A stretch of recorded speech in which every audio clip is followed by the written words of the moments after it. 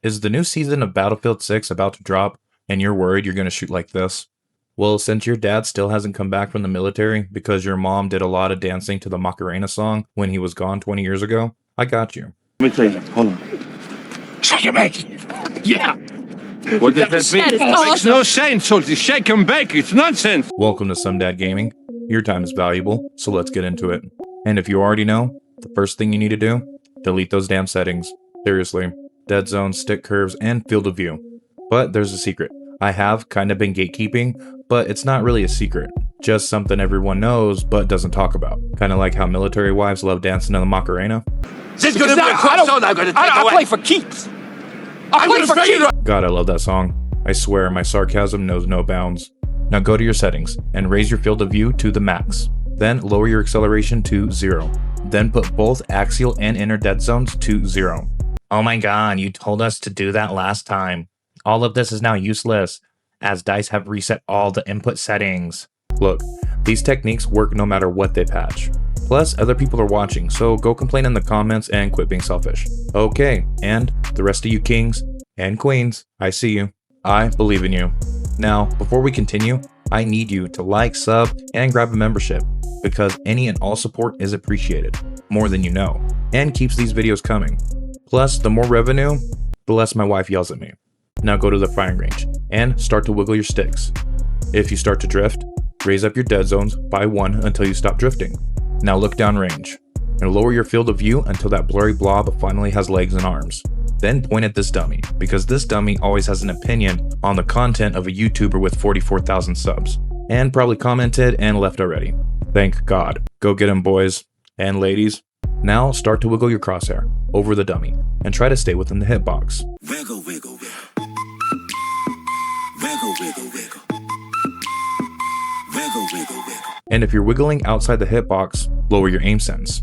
If it feels too low, raise your aim sense. Now, with your crosshair on the dummy, do a 360, and try to put your crosshair back on the target. If you're over aiming, raise your acceleration. Side note, if your aiming is inconsistent and your crosshair raises or falls, raise your axial dead zone up by 1 until you start turning straight. Unless you were born that way, but don't worry, you should already know. I won't love you any less, because I believe in you. Now, the best part, recoil control. The part where you're gonna realize, if you haven't already, that most of your favorite streamers are full of shit. Find a blank wall, start shooting, and try to control the recoil.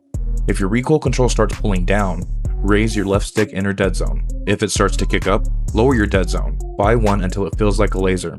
Just remember, the input curve you choose will be affected by your dead zone. For example, as you can see, when trying to flick on this wall, while trying to control the recoil, I'm flicking further on linear than the Battlefield 2042 curve. So go ahead and experiment with each curve. Find one that works best for you.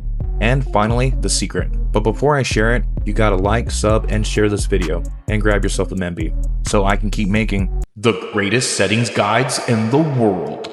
And that secret that will always keep your aim smooth and crisp is graphic settings. Huh?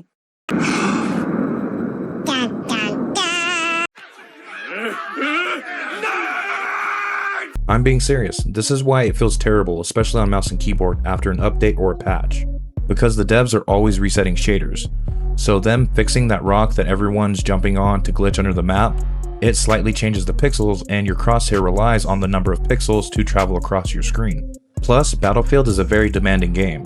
If you're on PC and normally get 180 to 300 frames per second in a game like Call of Duty, you're probably only going to get 70 to 90% of those frames in Battlefield 6, depending on your hardware. But for you console guys, this is important, especially if you're on Wi-Fi, because PC has way more graphic settings than console. We all know this. But what we can do on both is cap our frame rate, because if you're on PS5 or the Series X thinking you're getting 120 frames, you aren't, and I can prove it. Put your graphics on low and turn VSync off.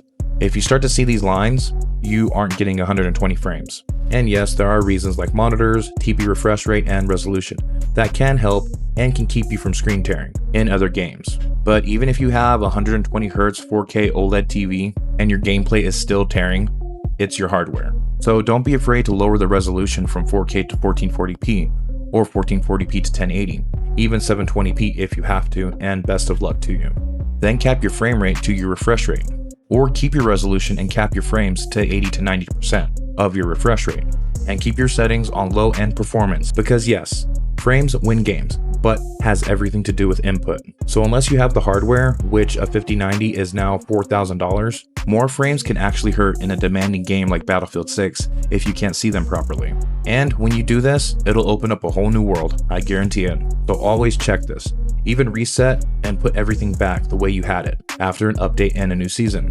And look at that, you're fucking amazing. And if you found any value or entertainment from this video, then you know what to do. My final dad tip: just because someone's better than you doesn't mean that they're cheating. But just because they seem better doesn't mean they're not. The report button is there for a reason. Even if someone claims they got falsely banned, that's EA's problem, not yours. Until we meet again, have a good one, gamer family.